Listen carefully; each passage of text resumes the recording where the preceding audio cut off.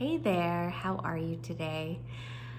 Today I wanted to create a video for you and share something with you that's really helped one of my clients. And I love when some topics seem so big or complicated and one little simple tweak transforms their life and now they see things in a whole new way.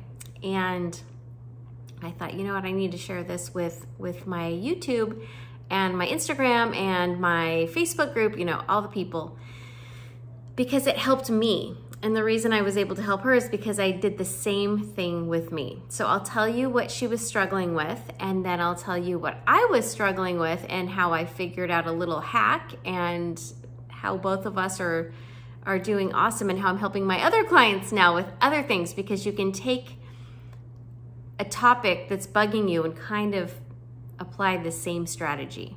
So we can talk about that in a second. So she came to me and said, I just feel unappreciated, undervalued.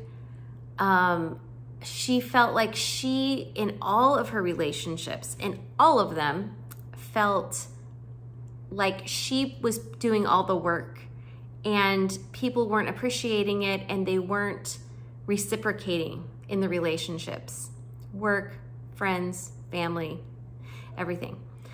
And so I gave her a little tip, and I'll tell you how I figured this out for my own self. So I had something not the same, but similar on the same thread. I a while back wanted to feel more supported, and I understand that for me, I could recognize that in the past I might not allow support in my life. Like maybe I was always trying to be tough and try to do everything myself. So there was that little inkling like, maybe it's me, maybe I'm pushing it away. But what I did is, you may be familiar with like lack mentality versus abundance mentality. A lot of times people say, do you have a lack mindset or an abundance mindset? So knowing that kind of how you can switch your mindset with seeing lack and feeling lack to abundance, I thought I would apply that with feeling support and assistance and help. So the number one thing I'm going to say, and this is going to apply to anything you really want in your life, is finding evidence for the thing that you want. Because what happens is our brains love to tell us stories, and we love to stick to these stories. We love to find evidence that we're right about the story we're telling ourselves, right? So my story was, I can't rely on anyone. I have to do everything myself. If I want anything done right, I have to do it myself. If I want it done the right way, I gotta do it. If I want it done in a timely way, I better just do it. Just basically, I felt like I had to do everything myself. And my brain was looking for evidence to support that. And that's just what we do subconsciously. All of us do this we all have these little stories we tell ourselves, and we will find all the evidence to make that right. So that's what I was doing. So what I decided to do was find evidence that I was supported. That's a simple little tweak. And I decided to wake up in the morning, and first thing as I woke up, decide in every which way possible I would find evidence that I was supported and that I could trust that support and just feel into the spaciousness and feel into the safety of being supported. Because a lot of times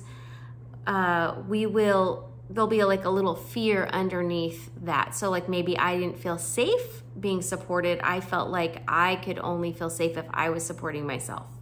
maybe trust stuff, right?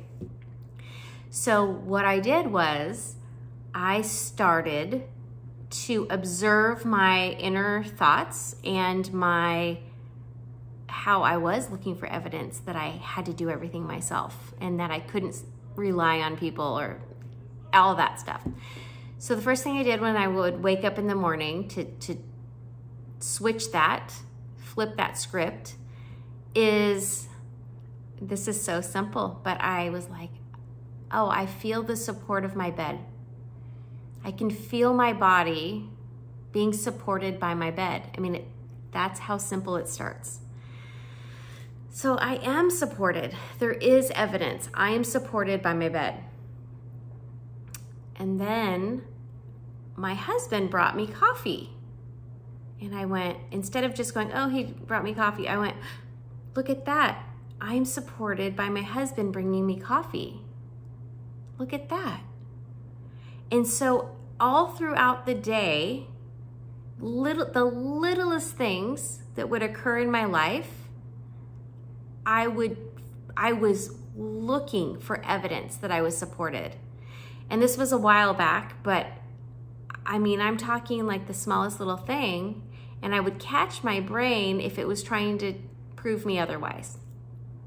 So I shared that with my client. And by the way, going back to me, I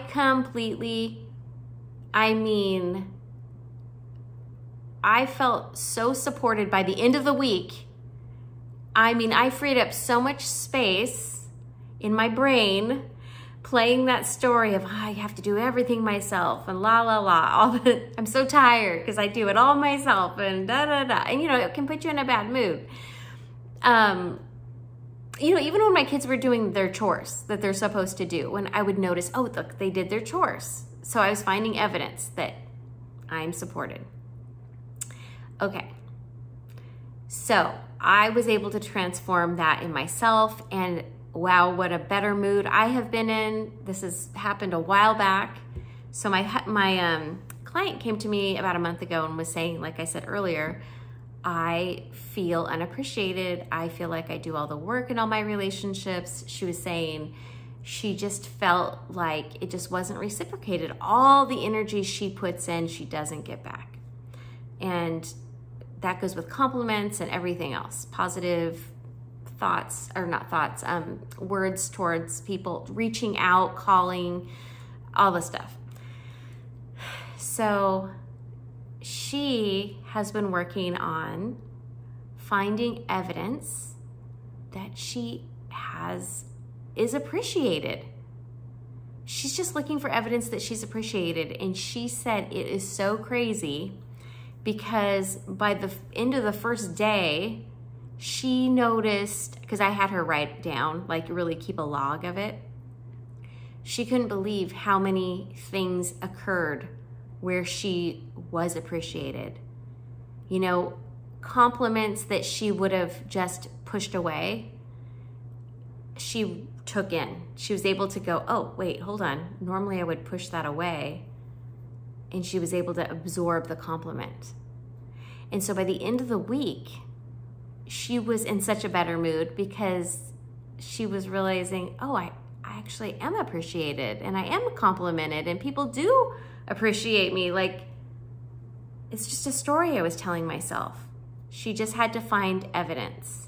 Let me tell you a little side effect of this is when you are feeling really good and you are, this is kind of like how the abundance and lack kind of thing comes in, is, you know, people that focus on lack get more lack.